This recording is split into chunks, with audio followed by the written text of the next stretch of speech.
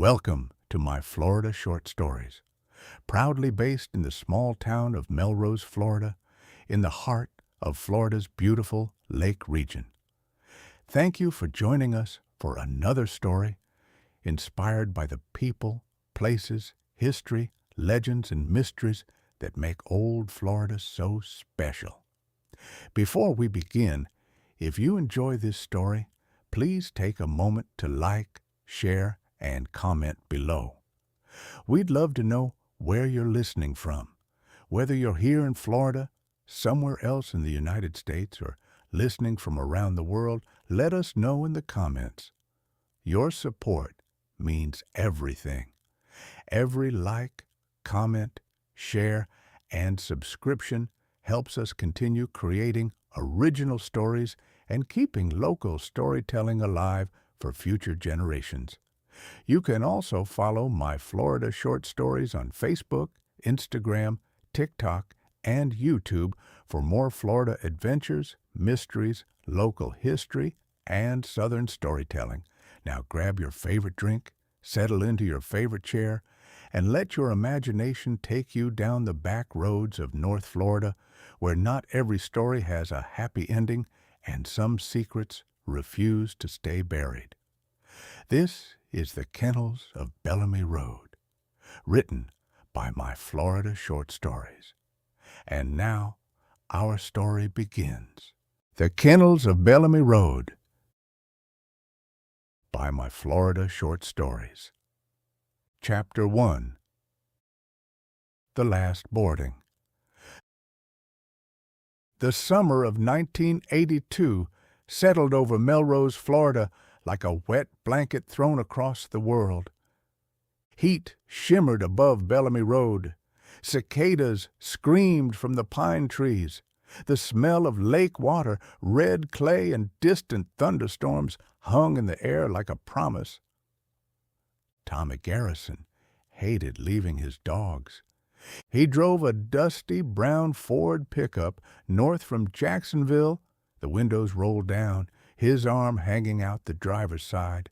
In the dog box behind the cab, two champion hunting dogs barked excitedly every time they spotted movement in the woods. "Easy, Duke," Tommy called over his shoulder. "You ain't being sold." The dog barked again. Tommy smiled. At 46, Tommy had built a successful construction company and earned a reputation as a hard worker. But if anyone asked what he loved most, it wasn't money. It was those dogs. The kennel sat several miles east of Melrose, hidden behind a rusted metal gate beneath a hand-painted sign. Bell Family Kennels, boarding since 1948. The sign leaned slightly sideways. Tommy slowed the truck. The property looked larger than he remembered. Rows of chain-link kennels stretched across a clearing surrounded by towering pines. Beyond them stood a weathered white farmhouse with peeling paint and a sagging porch. The place felt isolated. Too isolated. A knot tightened briefly in Tommy's stomach. Then he laughed at himself. You watch too many scary movies. As if on cue, one of the dogs whined. Nathan Bell appeared from the porch. He was tall and lean, wearing faded overalls and a straw hat. His smile was warm enough to belong to a preacher. "Tommy!" he called. Tommy stepped from the truck. "Nathan!" The two men shook hands. Nathan's grip felt surprisingly strong. "Got the boys with you?" Nathan asked. Tommy nodded toward the dog box. "They'd rather be hunting than riding." Nathan chuckled. "Ain't that the truth?" The dogs were unloaded and led toward the kennels. Nathan moved with practiced ease. The animals seemed to trust him. That should have made Tommy feel better. Instead, the strange feeling returned. As they walked, Tommy noticed something. A kennel near the far fence, empty. The chain-link gate hung open. The dirt inside looked disturbed, like something had been digging. "New dogs coming in?" Tommy asked casually. Nathan followed his gaze. For the briefest moment, something flashed across his face. Then it was gone. "Repair work." Tommy nodded. The answer sounded rehearsed. From somewhere beyond the trees came a sharp, metallic clang. Tommy stopped. What was that? Nathan never turned his head. Old equipment shed. Another clang echoed through the woods. Then silence. The cicadas resumed their endless song. Nathan smiled. Place makes all kinds of noises. The dogs were settled into their runs. Tommy knelt and scratched Duke behind the ears. "I'll be back Monday." The dog licked his hand. Nathan stood nearby watching, waiting. Tommy glanced at his watch. He had a meeting in Gainesville before dark. "Well," he said, standing, "I better get moving." Nathan nodded. "Safe travels." The handshake this time felt colder. Tommy climbed into his truck and started the engine. As he backed toward the gate, he glanced in the mirror. Nathan was still standing there, watching, not waving, just watching. The drive toward Bellamy Road felt longer than it should have. The sky had darkened. Thunderheads rolled above the pine forests surrounding Lake Santa Fe. Tommy switched on the radio. Static. Then country music. Then static again. A mile later, he saw something in the rear-view mirror. Headlights. Far behind him. Following. He frowned. The road was nearly empty. Yet every turn he made, the vehicle stayed there. Always the same distance, always behind. Tommy accelerated. So did the other vehicle. The knot returned to his stomach. Larger now, meaner. A flash of lightning illuminated the road. For a split second, he saw the shape of an old, dark pickup. Then darkness swallowed it again. "Come on," Tommy muttered. His hands tightened on the wheel. Rain began to fall. Large, heavy drops splattered against the windshield. The headlights behind him remained steady, watching, waiting, following. Then suddenly, they disappeared. Gone. No turnoff, no driveway, nothing. Just darkness. Tommy stared into the mirror. The road behind him was empty. A chill crept up his spine despite the summer heat. A mile farther down Bellamy Road, he noticed another vehicle parked beneath the trees. An old black sedan. No lights, no movement, just sitting there, watching the road, watching him. As Tommy drove past, he caught the faint outline of someone sitting behind the steering wheel. The figure never moved, never turned, never blinked, and in the gathering storm, Tommy had the terrible feeling that whoever sat inside already knew exactly where he was going, and where he would never arrive. Chapter 2. The Empty Truck. Tommy Garrison's Ford was found the next morning off a sandy cut-through near Lake Santa Fe. Not wrecked, not burned, not stripped. Just sitting there beneath the leaning pines, driver's door open, keys still dangling from the ignition. A fisherman named Earl Pritchett spotted it just after sunrise. He had been heading toward a quiet place on the lake where the bass liked the shadows and nobody asked questions before coffee. Earl was 71, wore the same sweat-stained gator's cap every day, and believed nothing good ever happened before daylight unless it involved fishing. He slowed when he saw the truck. "Well now," he muttered. The Ford sat crooked in the sugar sand, one tire buried almost to the rim. Earl stepped out of his own pickup and listened. The woods were still. Too still. No birds, no squirrels. Even the insects seemed to be holding their breath. "Hello?" Earl called. Nothing answered but the soft lap of lake water somewhere through the trees. He walked closer. There was a coffee thermos on the passenger seat, a pack of cigarettes on the dash. Tommy's wallet lay open beside it. Cash still inside. That bothered Earl. A man might run off. A man might get drunk. A man might even wander into the woods to relieve himself and get turned around. But a man did not leave his wallet, not in Florida, not in 1982. Earl leaned down and saw something dark on the edge of the steering wheel. At first he thought it was mud. Then he knew it wasn't. He backed away slowly. Lord have mercy.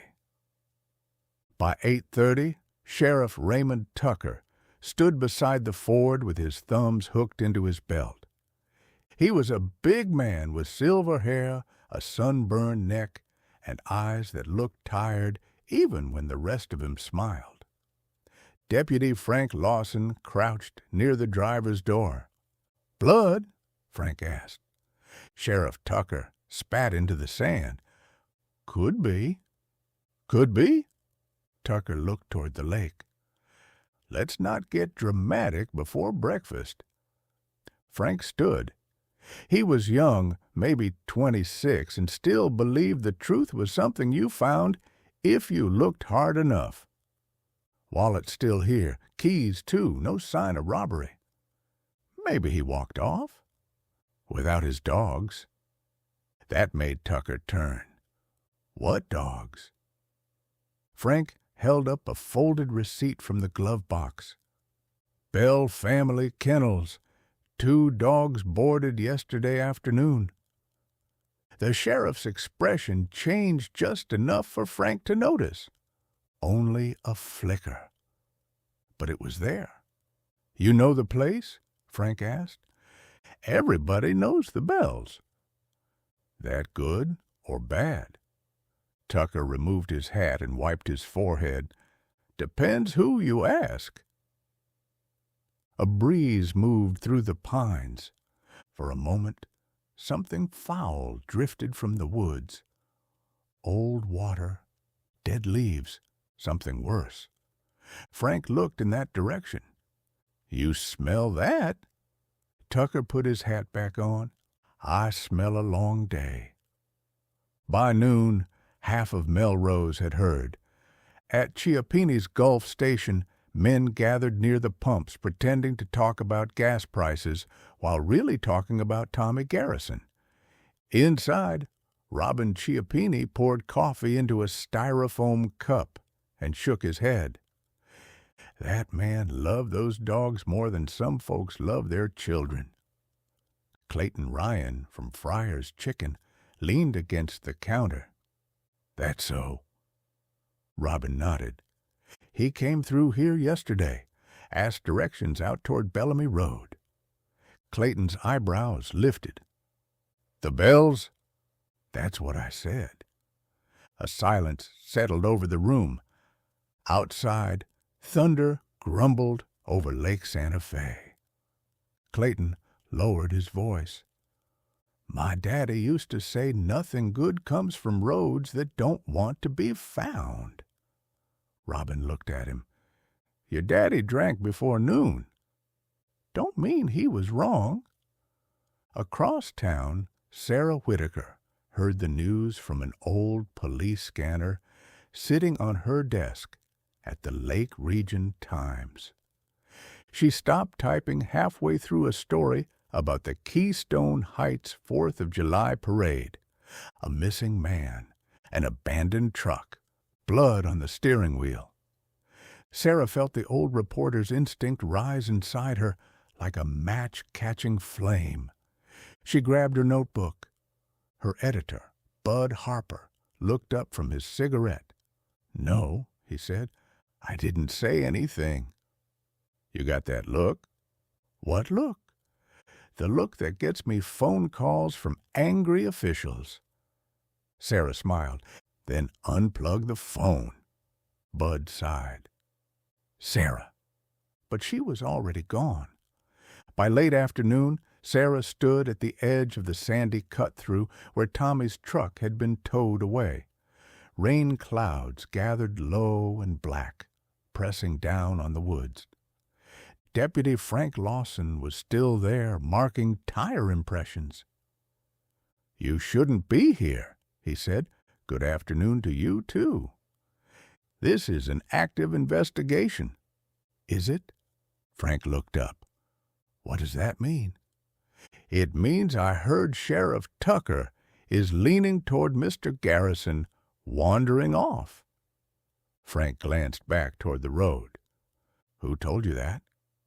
"Small town." He almost smiled. Sarah stepped closer. "What do you think happened?" Frank hesitated. Then he looked toward the trees. "I think something happened fast." "How fast?" "Fast enough he didn't take his wallet. Fast enough he didn't turn off the engine." Sarah wrote that down. Then she noticed something near a patch of palmettos. A strip of fabric, dark blue, caught on a thorn. "Deputy," she said. Frank followed her gaze. He walked over, crouched, and carefully lifted it with his pen. It looked like a piece torn from a work shirt. Sarah's heart tapped once, hard. Then something moved deeper in the woods. Both of them turned. A dog stood between the pines, thin, mud-covered, eyes bright with terror. Sarah whispered, "Is that one of Tommy's?" The dog opened its mouth, but it did not bark. It made a sound almost human. Then it turned and ran. Frank bolted after it. Sarah followed. They crashed through palmettos and wet branches deeper and deeper into the woods until they reached a clearing. There, half buried in the sand, was a man's shoe, and beside it, scratched into the dirt by something desperate, were 3 crooked letters, "Run." Chapter 3. The Woman Who Asked Questions. The shoe belonged to Tommy Garrison. Sarah knew it before Deputy Frank Lawson said a word. It was a brown work boot, scuffed at the toe and stained with dried concrete. The kind of boot a man wore for years because it fit just right. Frank crouched beside it. Rain dripped from the brim of his hat. "Don't touch anything." Sarah wasn't listening. She was staring at the words scratched into the sand. Run. 3 simple letters. 3 desperate letters. Not written carefully. Not planned. Scratched by someone who had been frightened. Maybe dying. A cold feeling slid through her stomach. "Frank," she said quietly. "What?" "People don't write that when they're going fishing." The deputy didn't answer, because she was right. Thunder rolled overhead. The woods seemed to shrink around them. Suddenly Sarah became aware of how alone they were. No traffic, no voices, no sounds except distant thunder and the wind moving through the pines. Frank carefully photographed the shoe and the message. Then he stood. "We need to get back." Sarah nodded, but before leaving, she looked once more toward the deeper woods, toward Bellamy Road, toward the direction of the kennel. Something was wrong, not strange, not unusual. Wrong.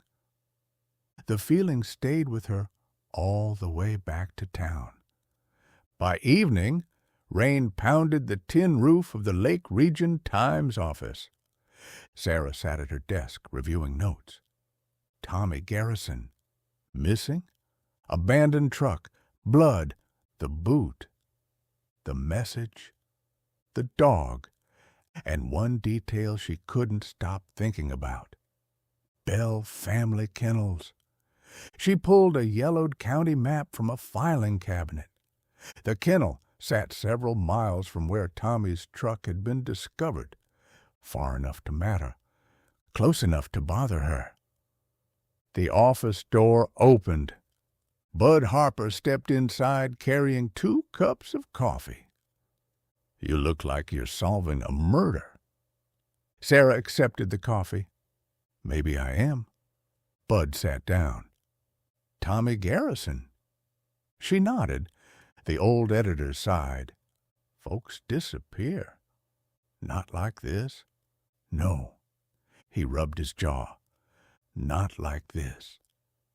Sarah leaned back. "What do you know about Bell family kennels?" Bud's eyes shifted.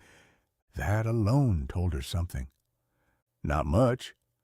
"That's a lie." Bud frowned. "You always this pleasant?" "Only when people avoid answering." The editor stared out the rain-streaked window.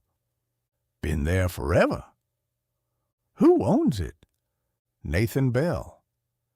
"What about him?" Bud shrugged. "Quiet." "What about his family?" Another shrug. "Quiet, too." Sarah smiled slightly.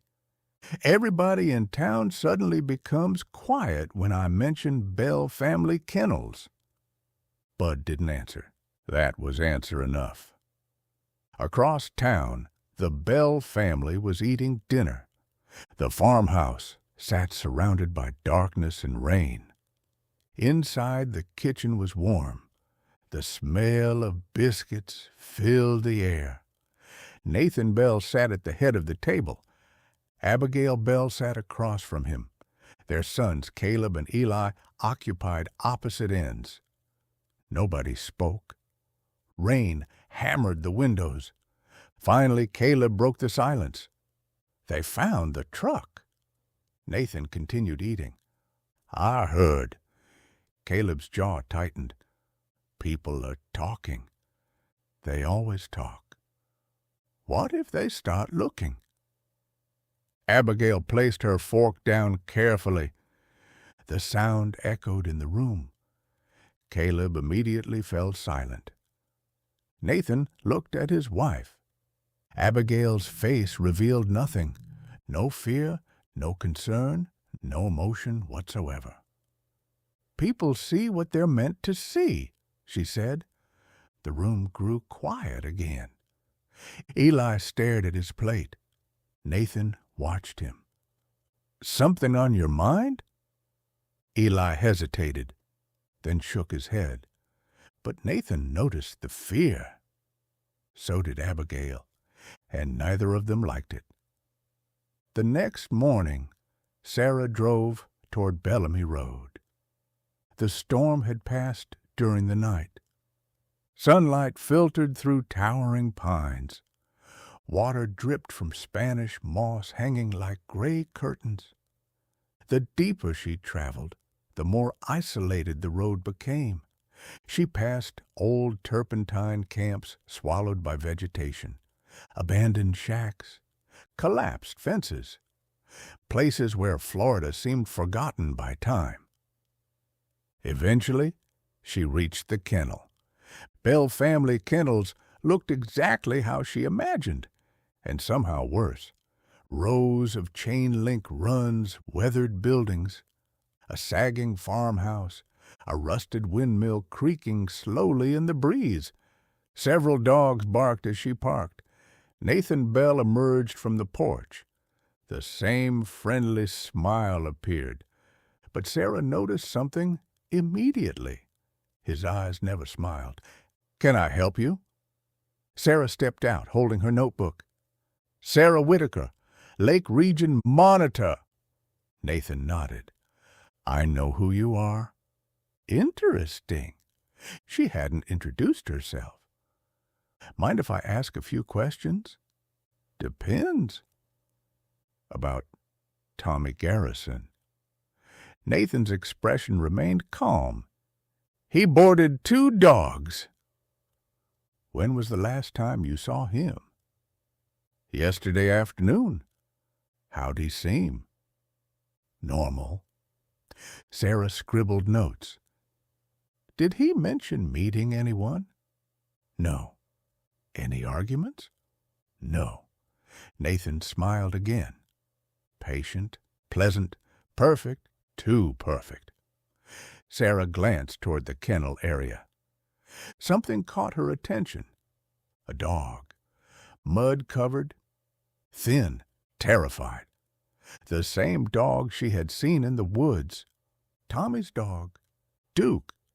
The animal stood behind a fence staring directly at her. Nathan followed her gaze. For the first time, his smile vanished. Only for a second. Then it returned. "Stray," he said. Sarah didn't believe him, not for 1 second. Duke suddenly began growling, low, deep, dangerous. The hair rose along his back. His eyes locked onto Nathan Bell. And then the dog did something Sarah would remember for the rest of her life. The animal backed away, not from her, not from the kennel, from Nathan, like it was terrified of him. Sarah felt her pulse quicken. Nathan noticed, too. The smile disappeared completely. The air between them changed. The mask slipped. Just enough. Just long enough.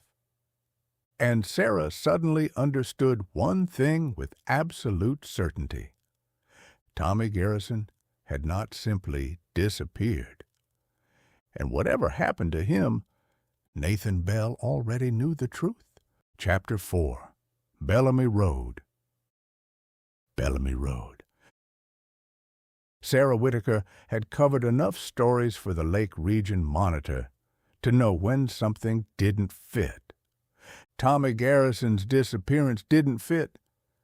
Neither did the abandoned truck, the blood on the steering wheel, the boot. The message scratched into the dirt. Run. Now, as she drove east along Bellamy Road, she couldn't shake the feeling that every road led back to one place, Bell Family Kennels. The morning sun burned through a thin layer of fog rising from the woods. Bellamy Road stretched ahead like a ribbon through old Florida. Pines towered over the sandy shoulders. Palmettos crowded the ditches. Here and there, remnants of forgotten homesteads peeked through the trees. Most tourists driving through North Florida never saw places like this. The real Florida, the old Florida, the Florida that existed long before theme parks and condos. Sarah had grown up hearing stories about Bellamy Road. Stories of runaway slaves traveling hidden routes through the wilderness. Stories of Civil War deserters, moonshiners, bootleggers, missing hunters. Some were probably nonsense. Some probably weren't. She slowed as the rusted sign appeared ahead. Bell Family Kennels, boarding since 1948. The sign swayed gently in the breeze. The property beyond looked isolated, a cluster of kennels, a weathered farmhouse, several outbuildings, a few pickup trucks, nothing unusual. And yet, Sarah felt that same knot forming in her stomach, the feeling that she was approaching something dangerous. She parked beside the fence. Dogs barked immediately. One deep bark echoed from somewhere near the rear of the property, then another, then silence. Nathan Bell appeared from the farmhouse porch. He moved slowly, confidently, like a man who owned every inch of ground beneath his feet. "Miss Whitaker?" Sarah stepped from her jeep. "Mr. Bell!" Nathan smiled, friendly, calm. The same smile everyone in town talked about. The smile that somehow never reached his eyes. Back again. Sarah held up her notebook. Occupational hazard. Nathan chuckled. "Questions?" "Always." He gestured toward the porch. "Walk with me." They moved slowly across the property. Sarah took mental notes. Fresh tire tracks, new fencing, recently disturbed dirt near one of the empty kennel runs. Nathan noticed her looking. "Expanding." "Business good?" "Better than ever." The answer came too quickly. Sarah scribbled a note. They stopped beside a row of kennels. Most contained hunting dogs. Labs, pointers, a hound or two. Then Sarah saw him. Duke, Tommy Garrison's dog. The animal stood motionless near the back fence. Mud stained his coat. His ribs showed, and his eyes looked terrified. Sarah stopped walking. So that's where he went. Nathan followed her gaze. The smile faded slightly. "Stray?" Sarah laughed. "That's Tommy Garrison's dog." "No, ma'am." The dog began growling, low, deep, dangerous. The hair along its spine rose. Sarah expected the dog to lunge at her. Instead, it backed away from Nathan. Every step seemed reluctant, fearful, as though the animal wanted distance. Fast. Nathan's expression hardened, only briefly, but Sarah saw it. Then the mask returned. The smile, the calm voice, the friendly farmer. "You'd be surprised how many dogs wander through these woods. No collar? No. No tag? No. No explanation either." Nathan's eyes narrowed slightly. "Careful, Miss Whitaker." The tone had changed. Not threatening, not openly, just enough. Sarah felt it, the warning beneath the words. Before she could respond, a loud metallic clang echoed from beyond the tree line. The sound froze both of them. Sarah turned. "What was that?" Nathan answered immediately. "Old equipment shed." Another clang. Farther away, hidden, followed by what sounded almost like a bark. Then silence. The woods swallowed the noise. Sarah stared toward the pines. Something was back there. She didn't know what. But Nathan Bell definitely did. A truck engine suddenly roared to life behind the farmhouse. A large man emerged from a side building. Caleb Bell, Nathan's oldest son. Sarah recognized him from town. The man looked like he had been carved from oak and bad decisions. Caleb stopped when he saw her. His face darkened immediately. "You talking to reporters now?" Nathan shot him a look. "Caleb." "I'm just asking." "No, you're not." The silence that followed felt uncomfortable. Caleb glanced toward the woods, then toward Sarah, then back toward the woods again, almost like he was checking something or someone. Sarah noticed. So did Nathan. The older man's jaw tightened. For the first time, genuine tension flickered between father and son. Then it vanished. Caleb climbed into an old Ford pickup.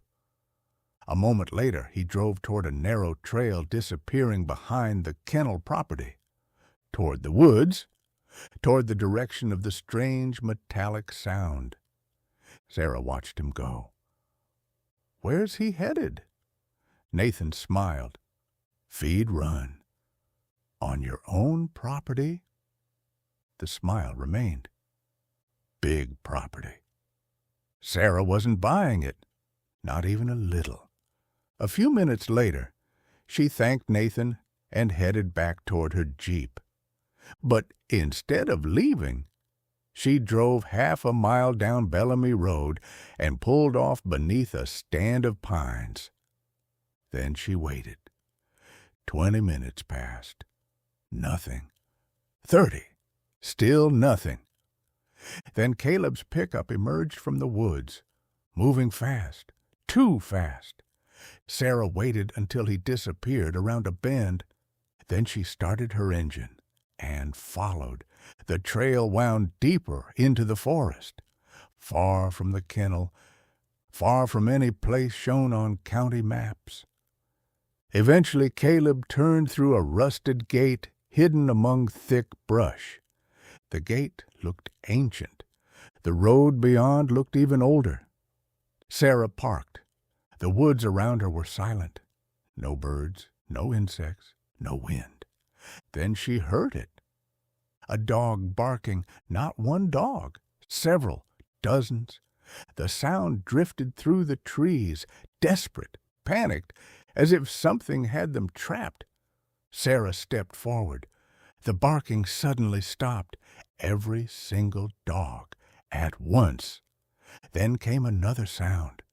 A scream. Human, brief, terrified, cut off in the middle. Sarah froze. The hairs on the back of her neck stood up, because the scream had come from somewhere beyond the gate, somewhere deep inside the woods. And whatever made that scream stop knew she was standing there listening. Chapter 5. The Barking. Sarah Whitaker stood frozen beside the rusted gate. The scream was gone. Only silence remained, the kind of silence that felt unnatural. A moment earlier, she had heard dogs barking somewhere beyond the trees. Not one dog, many dogs. Then the scream. Now, nothing. Even the wind seemed to have stopped. Sarah looked down the overgrown road, disappearing into the pines. Common sense told her to leave. Call Sheriff Tucker. Come back with help. Instead, she pulled her camera from her shoulder bag and stepped through the gate. The sandy trail narrowed quickly. Palmettos crowded both sides. Tree limbs hung low overhead. Every few steps Sarah stopped and listened. Nothing. No barking, no voices, no vehicles. After several minutes, she spotted tire tracks, fresh ones, the same aggressive tread pattern she'd noticed near the kennel, Caleb Bell's truck. She followed them deeper into the woods. Then she saw a fence, tall, chain link, recently installed, the kind of fence that cost money, the kind of fence people built to keep things in or keep people out. Sarah moved closer. A weathered "No Trespassing" sign hung crookedly on the gate. Beyond it sat an old cinder-block building partially hidden beneath live oaks and vines. The structure looked abandoned, except it wasn't. Fresh tire tracks led directly to it. Sarah raised her camera and snapped several photographs. Then she heard it. A whimper, soft, faint, coming from inside the building. She crouched and listened. Another whimper. Definitely a dog. Sarah moved toward the fence. The closer she got, the stronger a strange smell became. Wet earth, animal waste, something rotten. Her stomach tightened. The building had no windows, only a large metal door. As she approached, she noticed scratch marks covering the lower portion of the steel. Thousands of them, deep grooves carved by claws. A chill crept through her. Suddenly, an engine started nearby. Sarah spun around. A truck. Close, very close. Panic surged through her chest. She hurried back toward the trees and dropped behind a palmetto thicket. Moments later, Caleb Bell's pickup rolled into view. He parked beside the cinder block building. Sarah held her breath. Caleb climbed out carrying a large black trash bag. The bag appeared heavy, very heavy. He looked around carefully. Once, twice, then dragged the bag toward the metal door. Sarah watched as he unlocked it. The door swung open. For a brief second she could see inside. Darkness, rows of cages, and dozens of glowing eyes staring back. Then the door slammed shut. Sarah's pulse hammered in her ears. What was he hiding? More importantly, why hide dogs in the middle of nowhere? 20 minutes later, Caleb emerged without the bag. He locked the building and drove away. Sarah waited until the truck disappeared before standing. Her hands were trembling. She looked at the building again, the hidden fence, the cages, the terrified animals, and the missing man. Tommy Garrison had vanished less than 48 hours ago. Now she had discovered a secret facility hidden deep in the woods. One thing was becoming painfully clear. The Bell family was lying. The question was whether they were hiding a crime or something much worse. As Sarah turned to leave, a voice suddenly spoke from behind her. "You shouldn't be here!" She spun around. An old man stood among the pines, thin, dirty, wild-eyed, and holding a shotgun. The Bells don't like visitors. Chapter 6. The Old Man in the Pines. The shotgun was pointed at the ground. That was the first thing Sarah noticed. The second was the old man's eyes. They looked terrified, not angry, not threatening. Terrified. The man stood half hidden among the pines, his gray beard hanging almost to his chest. His clothes were stained with dirt and pine sap, as if he'd been living in the woods for years. Sarah slowly raised her hands. "I'm not looking for trouble." The old man laughed, a dry, humorless sound. "Trouble already found you." A breeze moved through the trees. Somewhere inside the cinder block building, a dog barked once, then another. The old man's eyes darted toward the building. Fear flashed across his face, real fear. Sarah took a careful step closer. "Who are you?" The man hesitated. "Name's Walter." "You live out here?" Walter nodded. "Longer than I should." Sarah glanced toward the building. "What is that place?" Walter looked away. For several moments he said nothing. Then he spoke quietly. "That's where they keep 'em." Sarah felt her stomach tighten. "Keep who?" "The dogs." "Why?" Walter's face darkened. "Because the dogs remember." A chill crawled up Sarah's spine. "What does that mean?" Walter opened his mouth to answer. then froze. The distant sound of an engine echoed through the woods. Both of them turned. Another truck, coming fast. Walter's expression instantly changed. Panic. Pure panic. "You gotta go." "What?" "You gotta leave, right now." The engine grew louder. "Closer!" Walter stepped backward into the trees. "They see me talking to you. We're both dead." Sarah's heart skipped. "Who?" But Walter was already moving, disappearing into the woods like a ghost. Within seconds, he was gone. The truck appeared moments later. Sarah ducked behind a stand of palmettos. An old green pickup rolled past. Nathan Bell sat behind the wheel. He wasn't smiling. Not today. His eyes swept the woods as if searching for something or someone. The truck slowed near the building, stopped. Nathan climbed out, unlocked the metal door, stepped inside. A minute later, a dog began howling, then another, then several more. The sounds echoed through the forest, desperate, mournful, almost human. Sarah waited until Nathan disappeared back inside before retreating toward her Jeep. Her mind raced the entire drive back to Melrose. The dogs remember. What did that mean? By sunset, she sat alone inside the Lake Region Monitor office, reviewing her notes. Tommy Garrison. The hidden building, Walter.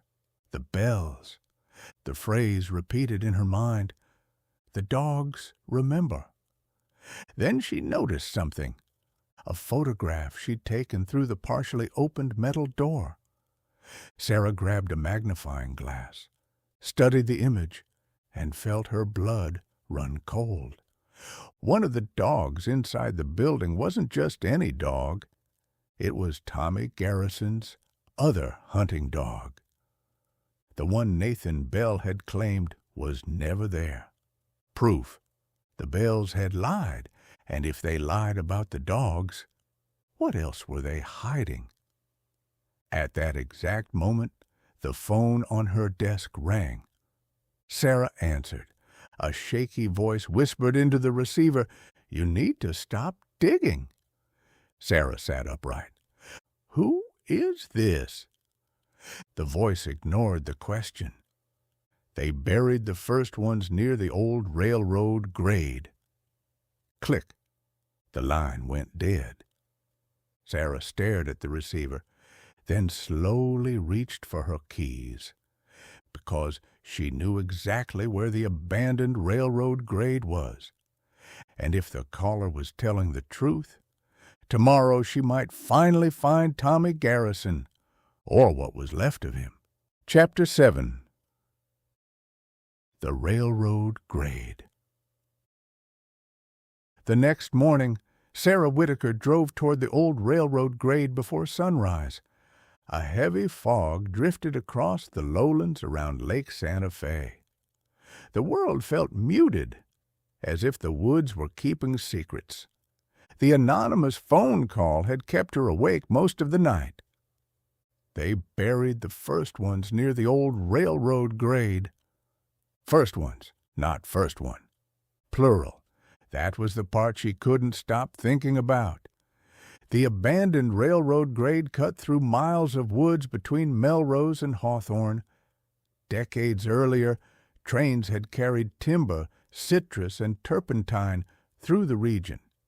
Now only traces remained: raised earth, scattered railroad ties, and rusted spikes hidden beneath pine needles.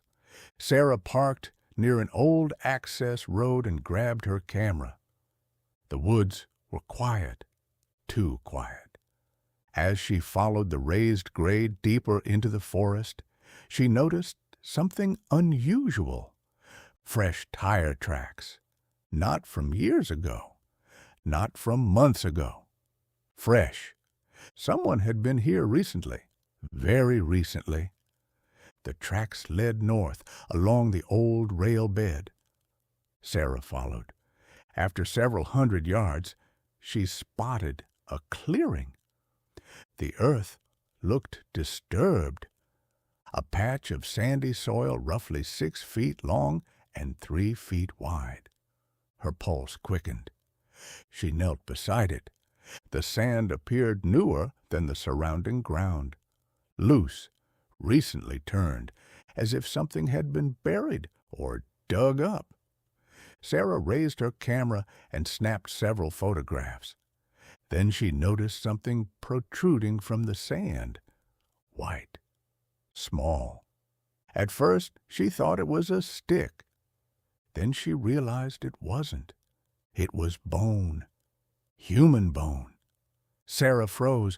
A cold wave washed through her body. For several seconds she simply stared.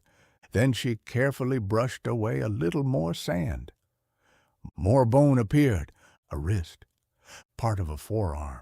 Human. Definitely human. Oh my God. She backed away. Her hands were shaking. This was no longer a missing person story. This was murder. The realization hit her hard. Someone had buried a body here. And if the caller had been telling the truth, there might be more. A snapping branch suddenly echoed from the woods behind her. Sarah spun around. Nothing. Only trees. Fog. Silence. She listened carefully. Then came another sound. Footsteps. Somewhere nearby. Moving through the woods. Watching. Sarah's heart pounded. Hello? No answer. The footsteps stopped. The fog seemed thicker now. Closer. She slowly backed away from the shallow grave. The woods felt different, hostile. Then she saw movement. A figure standing among the trees. Tall, motionless, watching her. She couldn't make out the face, only the outline. A man. Sarah raised her camera. The figure stepped behind a tree. Gone. Every instinct told her to leave. Now. She hurried back toward her jeep. The feeling of being watched never left. Not once. When she finally reached the vehicle, she climbed inside and locked the doors. Only then did she breathe. Her hands trembled as she reached for the radio. Dispatch, this is Sarah Whitaker with the Lake Region Monitor. I need Sheriff Tucker at the old railroad grade immediately. By noon, crime scene tape surrounded the clearing. Deputy Frank Lawson stood beside Sarah. The sheriff looked less pleased. Much less. We'll handle it from here, Tucker said. Sarah folded her arms. I found it. And now we're taking over. Frank crouched near the excavation site. Moments later he stood. His face had gone pale. Sheriff. Tucker walked over. What? Frank pointed toward the grave. The sheriff stared. Then his expression changed. For the first time since Sarah had met him, Raymond Tucker looked genuinely shaken. What is it? Sarah asked. Nobody answered. She stepped closer, then saw it. The body wasn't Tommy Garrison. The remains were older, much older, years old, maybe decades. And buried beside the skeleton was a rusted metal dog tag. Frank carefully brushed dirt from the tag. The engraved name became visible. Everyone stared. The tag read, Buddy. Below the name was a phone number, an old North Florida exchange, and a date, 1967. Sarah looked at Frank. Frank looked at the sheriff. Neither spoke, because they had all just realized the same thing. Whatever was happening at Bell Family Kennels, It hadn't started with Tommy Garrison. It had been happening for a very long time. Chapter 8. Bones in the Sand. The discovery at the railroad grade changed everything. By the next morning, rumors were spreading through Melrose faster than a summer thunderstorm. People gathered at Chiappini's Gulf Station, Mossman Hall, and the diner near Lake Santa Fe. Everyone had heard some version of the story. A body, an old grave, a dog tag. Nobody knew the details, but everyone was talking. Sarah arrived early at the Lake Region Monitor, hoping to get answers before the rumors became facts. Instead, Sheriff Tucker was waiting for her. He stood beside her Jeep with a cup of coffee in one hand. His expression was serious. "Morning, Sarah." "Morning." "You planning on printing anything?" "Depends what you tell me." Tucker sighed. "That's exactly what I was afraid of." They stood quietly for a moment. Then Sarah asked the question, "Who was in the grave?" The sheriff looked away. "Don't know yet." "You know more than that?" "No." "You're lying." Tucker smiled slightly. "You should have been a detective." Sarah folded her arms. "Then stop treating me like I work for the gardening section." The sheriff's smile disappeared. The body was male. Sarah waited. Adult. She waited longer, and Tucker hesitated. "The skull shows trauma." "Murder?" "Possibly." Sarah knew that meant yes. Before she could ask another question, Tucker stepped closer. "Listen carefully." His voice dropped. "Stay away from Bell family kennels." Sarah blinked. "What?" "You heard me." "Why?" Tucker looked toward the street. For the first time, Sarah saw genuine concern in his eyes. Not irritation, concern. Then he climbed into his patrol car and drove away, leaving her with more questions than answers. That afternoon, Sarah drove to Mossman Hall. If there was a secret buried in Melrose's past, someone there would know it. The historic building sat beneath massive oak trees draped in Spanish moss. Inside, shelves overflowed with old photographs, maps, newspaper clippings, and county records. Miss Amy Mossman looked up from a stack of documents. "You look tired." "I am." "Good story?" "Maybe the biggest one I've ever chased." Amy motioned toward a chair. "What do you need?" Sarah sat down. "Bell family kennels." Amy frowned immediately. That reaction was becoming familiar. "What about them?" "Everything." The older woman was silent for several moments. Then she stood and walked toward a filing cabinet. "Years ago," Amy said quietly, "people talked." Sarah's attention sharpened. "About what?" Amy pulled out a dusty folder. "Missing people." Sarah leaned forward. "What kind of missing people?" "Travelers, mostly." Amy placed several newspaper clippings on the table. Yellowed, fragile, old. One headline immediately caught Sarah's attention. "Local hunter vanishes near Bellamy Road, 1968. Another, "Jacksonville man, missing after dog boarding visit, 1974. Sarah's pulse quickened. Another clipping. Then another and another. The dates stretched across years, decades. "These can't all be connected." Amy nodded slowly. That's what everyone kept saying. Sarah stared at the articles. Every victim had one thing in common. Dogs, every single one. A chill settled over the room. That evening, Sarah returned home exhausted. She spread the newspaper clippings across her kitchen table. The pattern was becoming impossible to ignore. Missing dog owners, multiple decades, Bellamy Road. The kennel, the hidden building.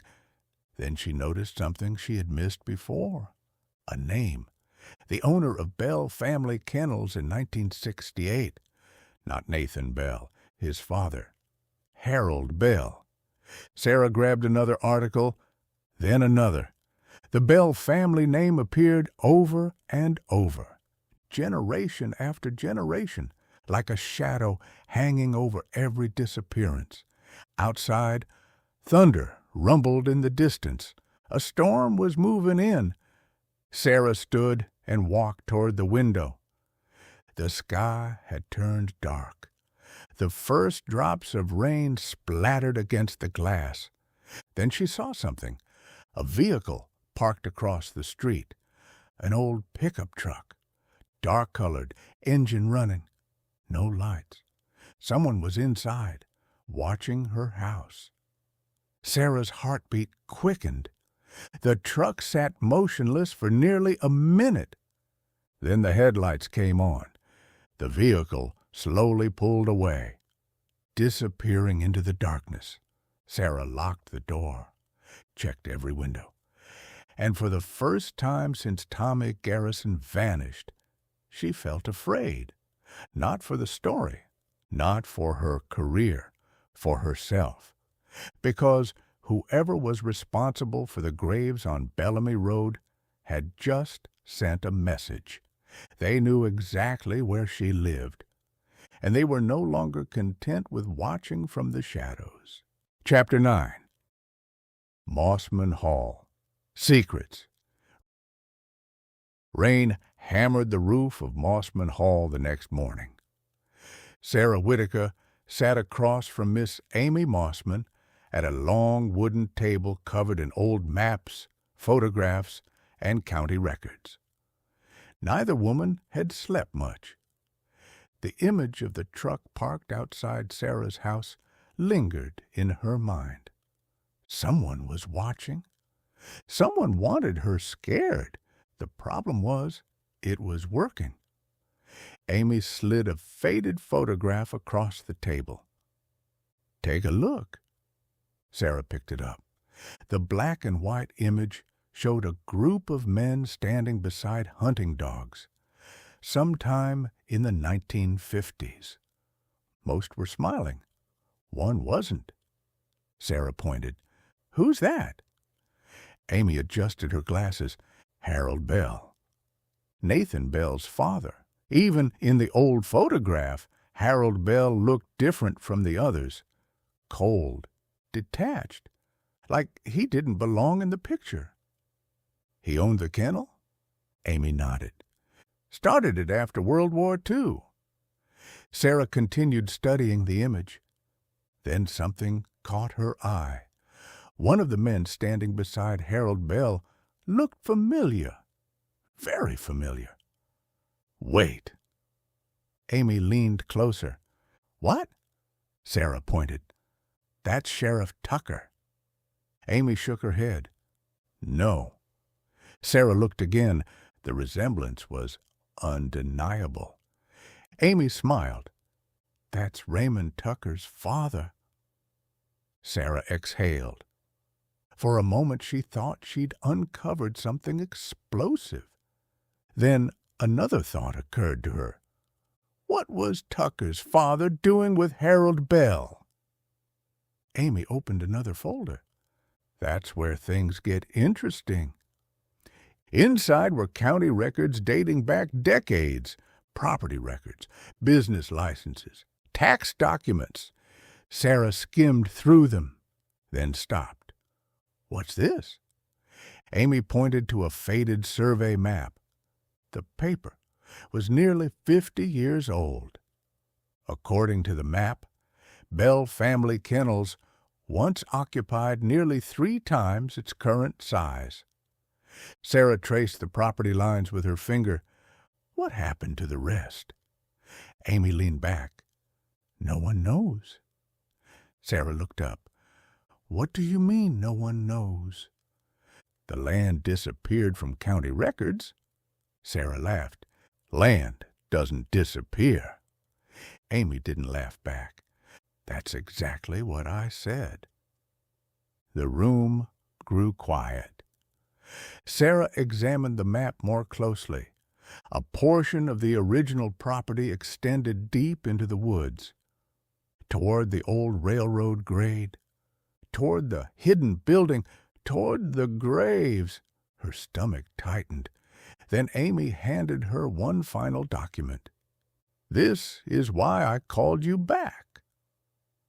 The paper was a handwritten letter, dated August 12th, 1969. Sarah carefully unfolded it.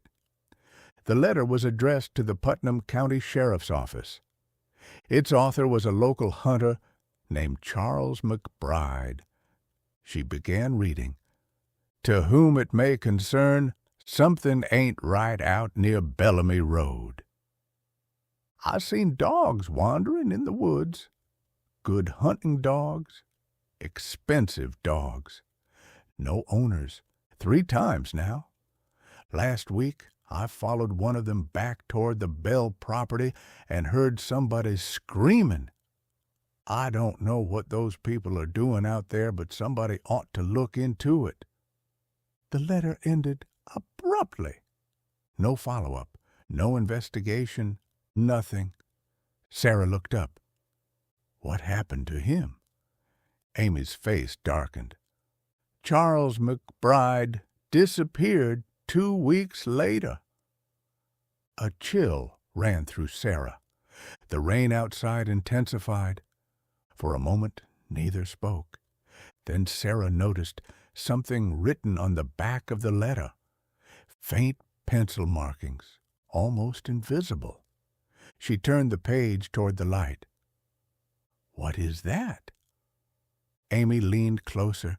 Together they read the words, Old Bell Family Cemetery. Below it was a rough, hand-drawn map, a location, deep within the original property boundaries, far beyond the current kennel, far beyond the hidden building. Sarah's pulse quickened. If this is real, Amy nodded. There could be more graves. At that exact moment, the front door of Mossman Hall burst open. Both women jumped. Deputy Frank Lawson hurried inside. Rainwater dripped from his uniform. His face had gone pale. Sarah, what happened? Frank looked at both women, then swallowed hard. The crime lab called. Sarah stood. And? The body from the railroad grade has been identified. The room fell silent. Sarah's heart pounded. Who was it? Frank looked directly at her. A man named Charles McBride. The hunter who wrote the letter. The hunter who heard screaming. The hunter who warned the sheriff. The hunter who disappeared. For nearly 20 years, Charles McBride had been buried in the woods. And now Sarah knew one thing for certain. The Bell family wasn't just connected to Tommy Garrison's disappearance. They were connected to murder, lots of murder, and someone had been covering it up for decades. Chapter 10. The Bell Family History. The rain finally stopped sometime after midnight. By sunrise, Sarah Whitaker was sitting on the porch of Mossman Hall with Miss Amy and Deputy Frank Lawson. None of them had much to say. The identification of Charles McBride had changed everything. This was no longer a theory, no longer a collection of strange disappearances and local rumors. They now had a murder victim, a real one, and he had been buried for nearly 20 years. Frank sipped coffee from a paper cup. "Sheriff Tucker isn't happy." Sarah laughed. "That's because we're doing his job." Frank didn't smile. "No, he's scared." That got Sarah's attention. "Scared of what?" Frank stared across the lawn. "I don't know." But Sarah wasn't convinced. Something about Sheriff Tucker felt different lately. Not guilty, not corrupt, just worried. Very worried, as if he knew something he wasn't saying. Later that morning, Sarah drove to the Putnam County Courthouse archives. The building smelled like old paper and dust. A retired clerk named Helen Mercer helped her locate historical records involving the Bell family. 2 hours later, Sarah sat surrounded by boxes. The deeper she dug, the stranger things became. The Bell family had lived along Bellamy Road since the late 1800s. Generation after generation. Farmers, hunters, dog breeders, landowners. The family seemed woven directly into the history of the region. Then Sarah found something unexpected. A newspaper article from 1911. The headline read, "Local Farmer Charged in Disappearance of Traveler." The farmer's name? Ezekiel Bell, Nathan Bell's grandfather. Sarah's pulse quickened. She read every word. The traveler had vanished after stopping at the Bell property seeking directions. No body was ever found. The case was dismissed. Sarah grabbed another article, then another. The names changed. The decades changed. But the pattern stayed the same. Missing hunters, missing travelers, missing dog owners, always somewhere near Bellamy Road, always connected to the Bell family, always ending with no arrests, no convictions, no answers. Until now. That afternoon, Sarah met Frank at Chiappini's Gulf Station. Robin Chiappini was leaning against the counter drinking coffee. One look at Sarah's face, and he knew something was wrong. "You look like you seen a ghost." Sarah slid copies of the old articles across the counter. Robin studied them silently. His expression darkened. "I'll be damned." Frank nodded. "That's about where we're at." Robin looked toward the window, toward Bellamy Road. "My daddy used to talk about them." Sarah leaned forward. "The Bells?" Robin nodded. "Folks didn't like discussing it." "Why?" Robin hesitated. "Fear." The word hung in the air. Frank frowned. "Fear of what?" Robin shook his head. "Back then people handled things different. You heard stories. You stayed away." Sarah wasn't satisfied. "What kind of stories?" Robin looked at both of them, then lowered his voice. "There were rumors about a cemetery." Sarah's heart skipped. The map, the old letter, the Bell family cemetery. What kind of cemetery? Robin stared into his coffee. The kind nobody was supposed to find. That evening, Sarah returned to the Lake Region Monitor. The office was empty, dark, quiet, exactly how she preferred it. She spread maps across her desk. The old property records, the cemetery sketch, the railroad grade, the hidden building. For the first time, the pieces were beginning to fit together. Then she noticed something, a location. one she had overlooked, an old hunting camp, abandoned decades earlier, located directly beside the cemetery marked on Charles McBride's map. Sarah circled it. If bodies were buried anywhere, that was where she'd start. She reached for the phone to call Frank, then froze. Someone was inside the building. A floorboard creaked behind her. Slowly, deliberately. Sarah turned. The newsroom was empty. Or appeared empty. The overhead lights flickered once, then again. The creaking sound came a second time, closer. Sarah's pulse hammered.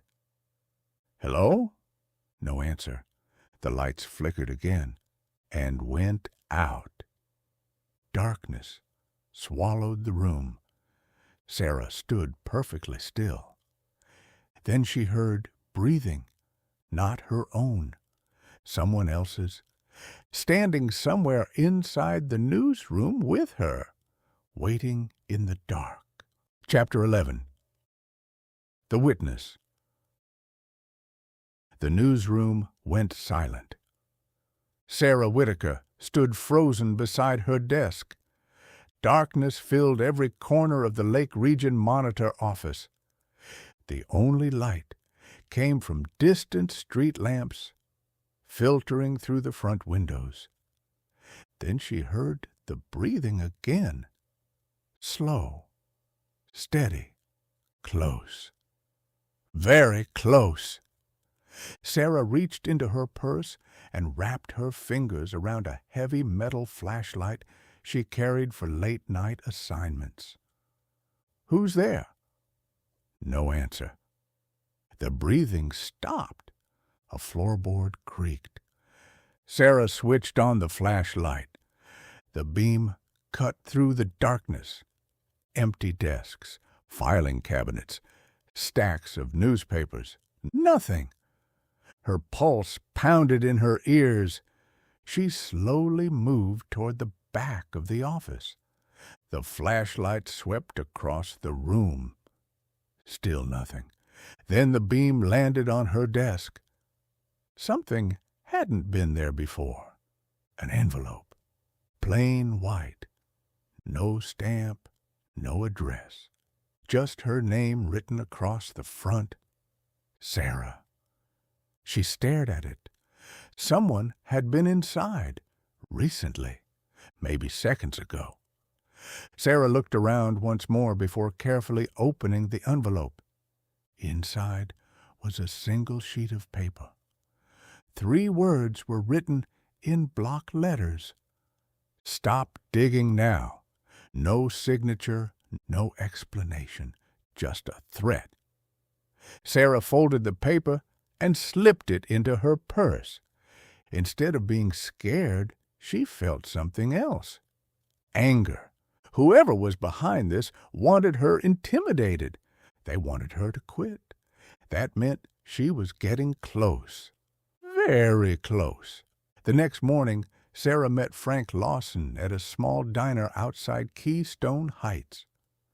The place smelled like bacon and fresh coffee. Frank listened quietly as Sarah showed him the note. Jesus, that's what I said.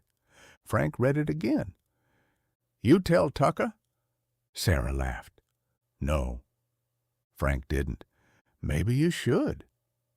Sarah stirred her coffee. Do you trust him? Frank hesitated. That answer told her everything. By noon, they were driving toward the abandoned hunting camp shown on Charles McBride's map. The camp sat deep in the woods beyond Bellamy Road, far beyond where most people ever traveled. The old cabin appeared through the trees shortly after lunch, or what was left of it. The roof had collapsed years ago. Vines covered most of the walls. Nature was slowly reclaiming the structure. Frank parked. You ready? Sarah nodded. Together they approached. The woods felt eerily quiet, the same unnatural silence Sarah had noticed near the hidden kennel building. Frank pushed open what remained of the cabin door. The hinges groaned. Inside they found old furniture, broken bottles, rotting newspapers, nothing useful, at least at first. Then Sarah spotted something beneath a fallen shelf. A metal box, rust-covered, locked. Frank knelt beside it. After several attempts, the latch finally snapped. The lid creaked open.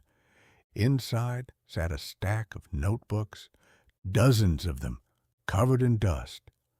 Sarah opened the first one. A name was written inside, Charles McBride. Both of them stared. The dead hunter. The man buried near the railroad grade. The man who wrote the warning letter. Sarah quickly flipped through pages, notes, dates, observations, license plate numbers, descriptions. It wasn't a diary. It was an investigation. Charles McBride had been tracking the Bell family for years. Then Sarah found the final entry. The handwriting became shaky, uneven, as though written by someone terrified. She read aloud. "They're taking them somewhere beyond the old cemetery. Saw Nathan and Caleb tonight. 3 vehicles, 1 man. I followed. If anything happens to me, look for Walter. He knows where the pit is." Sarah looked up. "The pit?" Frank nodded slowly. "Who's Walter?" "I think I know. The old man with the shotgun, the man living in the woods, the man who said the dogs remember." Before they could discuss it further, a noise echoed outside. A vehicle. Both froze. Frank moved toward the doorway. A truck sat parked 50 yards away. Neither had heard it arrive. The driver's door stood open. No one inside. No one visible. The woods surrounding the cabin suddenly felt much smaller. Frank rested a hand on his sidearm. "Sarah." "What?" "We're not alone." Then a gunshot exploded somewhere deep in the trees, followed immediately by a man's scream. The scream sounded familiar, terrifyingly familiar. It sounded like Walter. Chapter 12. The Storm. Frank Lawson was already running before the echo of the gunshot faded. Sarah followed close behind. Branches slapped against their faces as they pushed through the dense woods. Palmettos clawed at their legs. Somewhere ahead, a man was screaming. Then the scream stopped. The sudden silence was worse, much worse. "Walter!" Sarah shouted. No answer. Only the distant rumble of thunder. A storm was building over the lake region. Dark clouds rolled across the sky above the pines. Frank slowed and raised a hand. "Wait." Sarah stopped. 30 yards ahead, something lay on the ground. A man. They rushed forward. Walter, the old man, was alive. Barely. Blood covered his shirt. A deep graze wound ran along his shoulder. He struggled to breathe. "Walter!" His eyes opened. Fear filled them, not fear of dying, fear of who had shot him. "They know," he whispered. Sarah knelt beside him. "Who?" "The Bells." Frank immediately scanned the woods. Nobody. Nothing. Yet both of them felt it. Someone had been here moments earlier, watching, listening, maybe still watching. Walter grabbed Sarah's wrist. His hand trembled. "You found McBride's notes?" Sarah nodded. The old man's eyes widened. "Then you're running out of time." Another roll of thunder echoed overhead. Rain began falling through the trees. Walter pointed weakly toward the north. "The cemetery." Sarah leaned closer. "What about it?" "It's not the cemetery." "What does that mean?" Walter coughed. Blood stained his beard. "The graves are a distraction." Sarah stared. "A distraction for what?" Walter swallowed hard, then spoke the words that made her blood run cold. "The pit." An ambulance arrived 20 minutes later. Walter was still alive when they loaded him inside. Before the doors closed, he motioned Sarah closer. "There are more." "More what?" His voice was barely audible. "Bodies." Then the ambulance doors shut. The storm arrived in full force by evening. Wind rattled windows across Melrose. Rain flooded ditches and dirt roads. Lake Santa Fe churned beneath black skies. Sarah sat alone inside the Lake Region Monitor office, reading through McBride's notebooks. Every page pointed toward the same conclusion. The Bell family had been hiding something for decades. The question was where? Then she found it. A hand-drawn map tucked inside the back cover. Small, crude, easy to miss. But there. The map showed the old cemetery, the hidden kennel building, and another location farther north, marked only with a single word. P.I.T. Sarah immediately called Frank. 10 minutes later, he arrived soaked from the storm. She handed him the notebook. His face darkened. "You think it's real?" "I think McBride died because of it." Frank nodded. "Then we need to find it." Lightning flashed outside. The office lights flickered. For a moment, neither spoke. Finally, Frank looked up. "You know Tucker's going to stop us." Sarah nodded. "I know." Because Sheriff Tucker had become increasingly nervous every time Bell family kennels was mentioned. He knew something, maybe not everything, but something. The storm intensified. Rain hammered the windows. Then the office phone rang. Both jumped. Sarah answered. "Lake Region Monitor." Nothing, only static. Then a voice. Low, calm, male. "You should have listened." Sarah's grip tightened. "Who is this?" "You found things that don't belong to you." Frank moved closer, trying to hear. The voice continued. "Tomorrow night, the storm will wash away every mistake." Sarah felt ice run through her veins. "What does that mean?" The caller laughed softly, then spoke one final sentence, a sentence that left both Sarah and Frank speechless. "Ask Sheriff Tucker where they buried Tommy Garrison." Click. The line went dead. Thunder shook the building. Neither moved, neither spoke.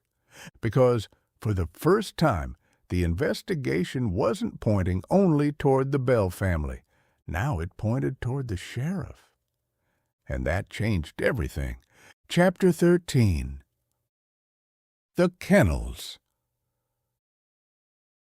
The phone call haunted Sarah all night. Ask Sheriff Tucker where they buried Tommy Garrison.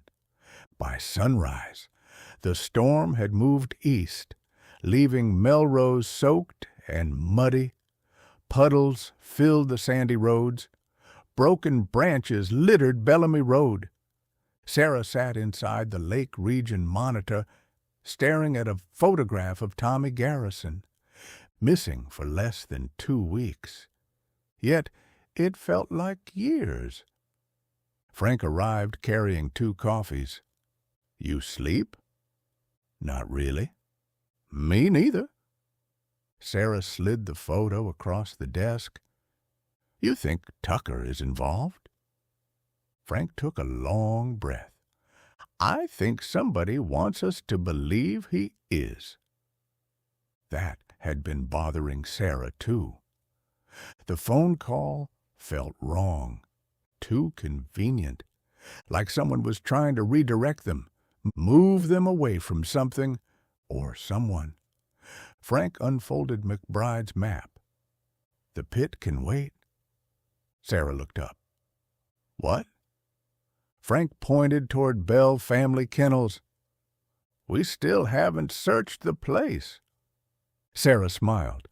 For the first time in days, they were thinking the same thing. 2 hours later, they parked a quarter-mile from the kennel. The property looked peaceful beneath the morning sun. Dogs barked somewhere in the distance. A gentle breeze moved through the pines. Everything appeared normal, which made Sarah trust it even less. They crossed through the woods on foot, using trees and palmettos for cover. When they reached the rear fence, both stopped. Something had changed. Several kennels stood empty. Freshly empty. The water bowls were gone, the bedding removed. It looked like animals had been moved in a hurry. Frank frowned. They're cleaning up. Sarah nodded. They know we're close. A truck engine suddenly roared from the front of the property. Caleb Bell. The old Ford pickup sped down the driveway and disappeared onto Bellamy Road. Frank checked his watch. Where's he going? Sarah already knew the answer. Somewhere important. They slipped through a damaged section of fencing. Inside the kennel grounds, the atmosphere felt different, oppressive, heavy, like the place was holding its breath. Sarah noticed claw marks on several kennel doors, deep grooves worn into the metal. The dogs had been trying desperately to get out or away. Then she spotted Duke, Tommy Garrison's dog. The animal stood alone inside a far enclosure. The moment he saw Sarah, his tail wagged, but only briefly. Then he began whining, looking toward the woods, toward the hidden building. Sarah followed his gaze. The dogs remember. Frank looked at her. Walter. She nodded. Walter's words suddenly made sense. The dogs had seen something, maybe not understood it, but remembered it. A sound echoed from behind one of the outbuildings. Metal striking metal. Clang. Sarah froze, the exact sound Tommy Garrison had heard on his final day. Frank slowly moved forward. Together, they rounded the corner. The noise stopped. An old storage shed stood before them. Locked, weathered, ordinary, except for one thing. Fresh mud covered the doorway, and fresh tire tracks led away from it. Frank tested the lock. Solid.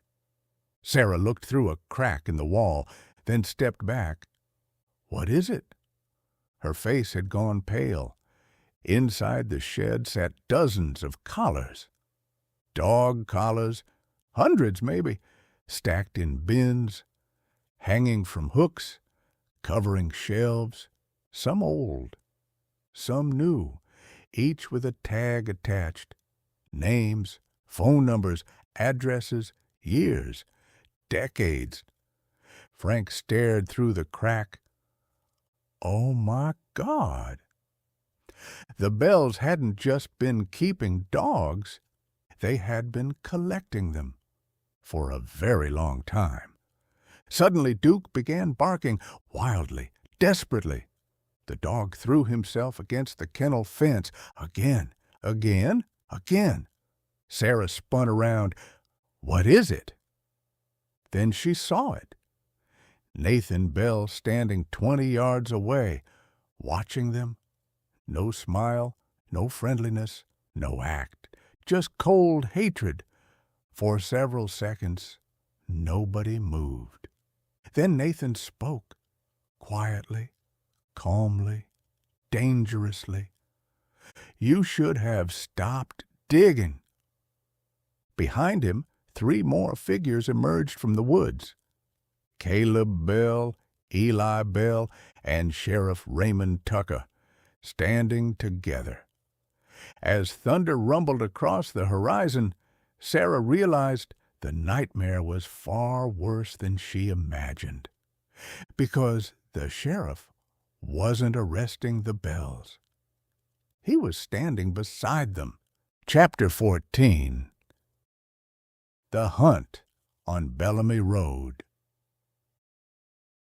For a moment, nobody moved. Sarah stared at Sheriff Raymond Tucker. Frank stared, too. The sight of the sheriff standing beside Nathan Bell felt like a punch to the chest. Every terrible possibility rushed through Sarah's mind at once. Nathan Bell took a step forward. "So now you know." Frank immediately placed himself between Sarah and the Bells. His hand rested on his sidearm. "Tucker," he said, "tell me this isn't what it looks like." The sheriff's face was unreadable. Years of sun and hard living had carved deep lines into it.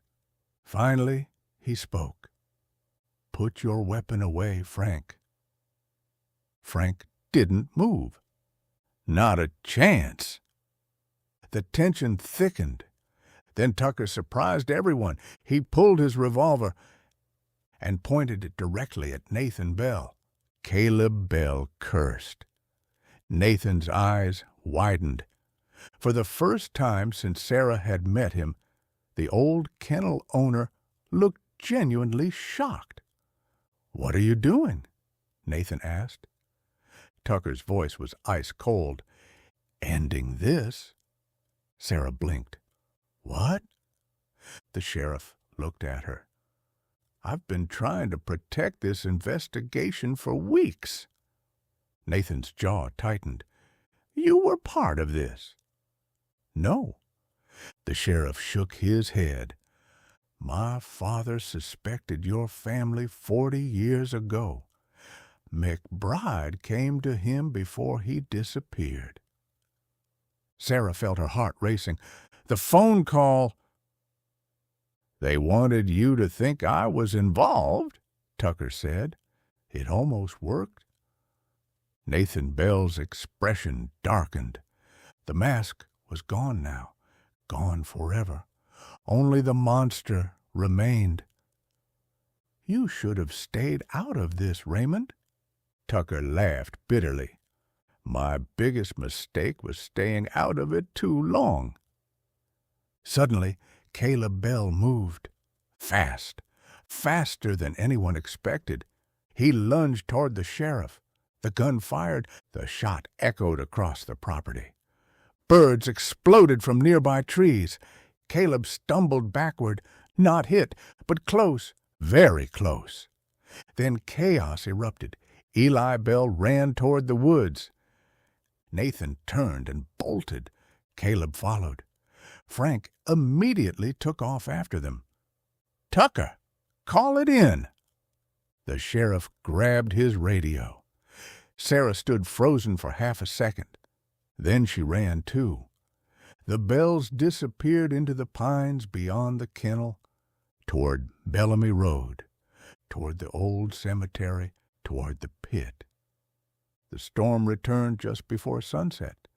Lightning flashed across the darkening sky. Rain began falling in sheets. Bellamy Road turned into a muddy river of red clay and standing water. Sarah chased the others through the woods. Branches whipped her face. Mud covered her shoes. Ahead she could hear shouting, then a gunshot, then another. The forest swallowed the sounds. For several terrifying minutes, she lost sight of everyone. Then she stumbled into a clearing, the old cemetery. Weathered gravestones leaned at odd angles beneath ancient oak trees. Most were unreadable. Many were broken. The Bell family cemetery, just like the map. Sarah scanned the area. No sign of Frank. No sign of Tucker. No sign of Nathan. Then she heard voices nearby. She moved closer, carefully, quietly, hidden by the rain. Nathan Bell stood beside an open grave. Caleb stood nearby holding a rifle. Both men were soaked, desperate, trapped, and arguing. "You said nobody knew," Caleb shouted. Nathan's face twisted with rage. They weren't supposed to. The reporter found everything. The reporter wasn't the problem. Caleb stared. Then realization crossed his face. The old man. Nathan didn't answer. That answer was enough. Walter. Walter had been the leak all along. A bolt of lightning illuminated the cemetery. And in that brief flash of white light, Sarah saw something behind the open grave. A depression in the earth. Large, massive, far larger than a grave. Her breath caught. The pit. She had finally found it. And judging by its size, it contained far more than one body. Then Caleb turned and saw her standing there. The rifle came up instantly. His eyes widened. Sarah's heart stopped. Caleb smiled. A terrible smile. Found her. Chapter 15. The Last Dog. The rifle came up. Caleb Bell's finger tightened on the trigger. Sarah Whitaker froze. Rain poured from the black sky, drenching the cemetery and turning the sandy soil into mud. Lightning flashed overhead, illuminating the ancient Bell family graveyard in brief bursts of white light. For one terrifying second, nobody moved. Then a voice thundered from the darkness. "Drop it, Caleb!" Sheriff Raymond Tucker emerged from behind a cluster of oak trees, revolver aimed directly at Caleb Bell. Frank Lawson appeared moments later from the opposite side of the cemetery. The Bells were surrounded. Caleb looked from Tucker to Frank, then to Sarah, then back to his father. Nathan Bell's face had become a mask of desperation. The calm farmer was gone. The friendly kennel owner was gone. Only the killer remained. "Do it," Nathan said quietly. Caleb stared. "What?" "Do it." The words hung in the air. Sarah suddenly understood. Nathan wasn't talking about surrendering.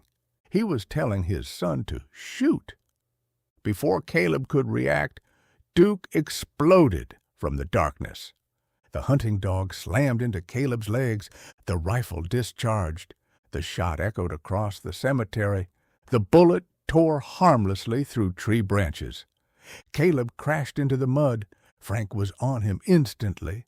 The deputy wrestled the rifle away and drove Caleb face first into the ground. "It's over." But it wasn't. Not yet. Nathan Bell turned and ran, straight toward the pit. Sarah followed. So did Tucker. The rain made every step dangerous. Mud sucked at their shoes. Lightning flashed again. The pit came fully into view, and Sarah nearly stopped breathing. It wasn't a grave. It was a mass burial site. A massive excavation hidden beneath years of brush and vines. Bones protruded from the earth. dozens of them, maybe more. Human remains mixed with rusted dog tags, collars, and scraps of clothing. Decades of victims, decades of secrets. Sarah felt sick. This wasn't murder. This was a slaughterhouse. Nathan reached the far side of the pit and stopped. There was nowhere left to run.